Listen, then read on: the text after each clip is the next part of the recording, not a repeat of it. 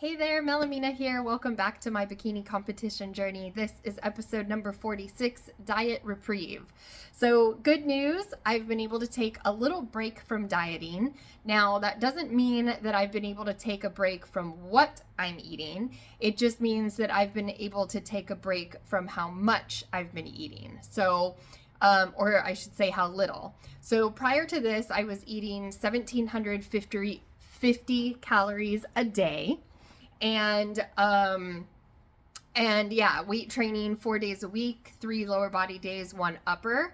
And the idea is to recomp, so recomposition the body, reduce fat, or lose fat, but also at the same time build lean muscle. So we're still keeping that same idea, but because I have been very hungry lately and it's been steady, my coach said that we're at a good point where we can increase my calories for a little bit, which will give my body a nice little break from all of the dieting.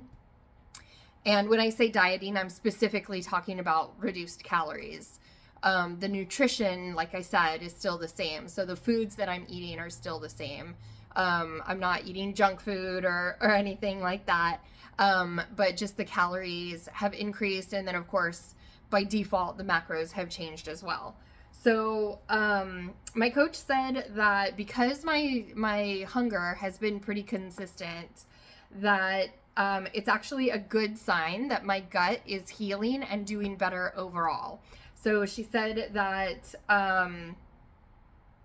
that since my appetite has been coming back more steadily, it means that I am digesting better and actually using my fuel more efficiently now, which is awesome.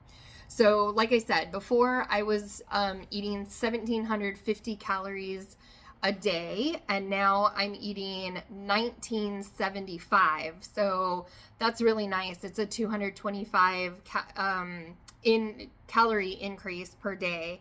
And that breaks down into 150 grams of protein, 155 grams of carbs, and 85 of fat. So everything, all 3 of the macros have increased in order to meet the increase in calories. So we're about 7.5 weeks away from leaving for our honeymoon in Hawaii. We're so excited. And my coach is confident that even though we're increasing a little bit in the calories, I still should not gain any unwanted fat. So she did say I'm increasing them this week, quote unquote. So I think that probably means that I'll be on the 1,975 calories just for this bi-weekly. And then once I do my next check-in, she will likely reduce my calories again. We'll see. I'm speculating here, but I have a feeling that's probably what she's gonna do. So, I was sharing a little bit of my woes about gluten-free and all that stuff, and it turns out that my coach has celiac, and she's been managing that for the last 12 years, and she was reassuring me that it does get easier. It does get just easier to manage and to navigate.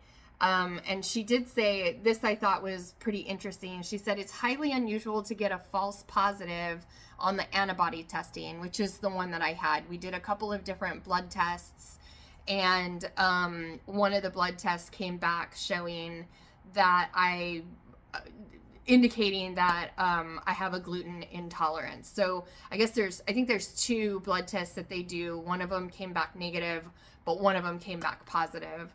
And she said that it's, false negatives are pretty rampant, but it's really, really unusual, practically unheard of to get a false positive. So that said, I have been staying as gluten-free as humanly possible. Even when I go out, which is rare, I try to find the gluten-free options. And even on cheat meal days, I've been keeping it as gluten-free as possible.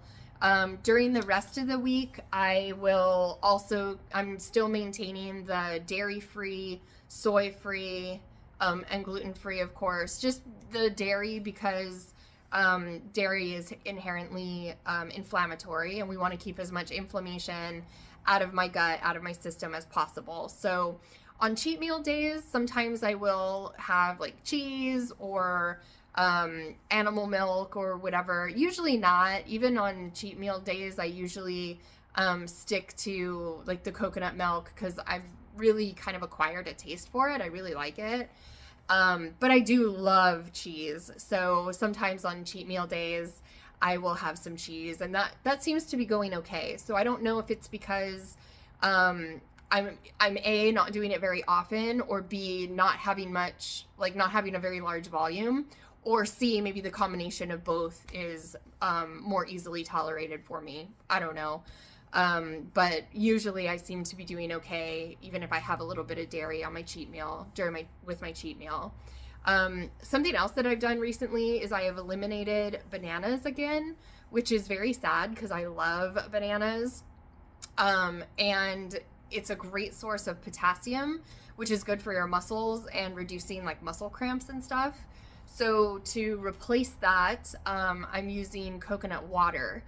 But the reason why I eliminated bananas is because I just kind of noticed that I was still having some intermittent bloating going on, and it seemed to increase from what it had been. I feel like I've seen a lot of improvement lately over the last like month or so, but then I started having these crazy days where I was like really badly bloated, and I noticed that we got some bananas from Costco, and they were a lot bigger. I'm supposed to have a small banana every day, and these were much bigger. These were probably at least medium, maybe even large bananas. And if they were medium, they were probably on the higher end of medium. So I just eliminated bananas for the time being. And after a couple of days, I am seeing some improvement, not nearly as much bloating. So again, it could be the size of the banana. Maybe I do okay with a smaller one, but maybe there's like this critical point where like it's too much for my system, and then it causes bloating. Because I've had the smaller bananas without issue. So I'm thinking it might be a capacity issue. So anyways, that's another test that I'm running for myself at the moment. And hopefully I'll be able to work bananas back in. But TBD, I'm going to give my system probably about a month rest of bananas before I start to reintroduce them.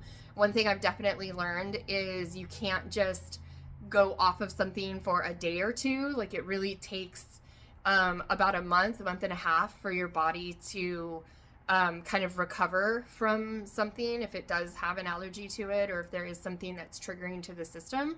So I want to just give my body a nice opportunity to recover, get a nice baseline, get back to baseline, and then I'll try to reintroduce the bananas again and see how it goes. But for now, super exciting. I get to eat a little bit more. Yay. The first like day or two when I increased the calories, I did have a little bit of bloating, but that could just be because I have been eating at a deficit for so long that now my digestion was a little bit overloaded with the increased volume.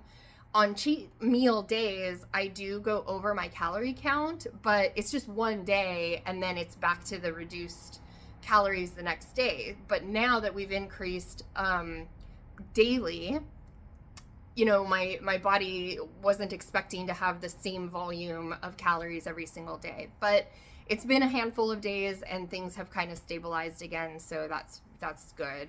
And I'm not starving all the time anymore, which is also nice. So I think that's it. I'm going to end it there today. Questions, comments, concerns, interpretive dances, you can leave those in the comment section below, or you can DM me on Instagram. I am at Melaminah. So thank you so much for joining me. I really appreciate you being here and following along with my journey. And I hope to see you next week. Bye.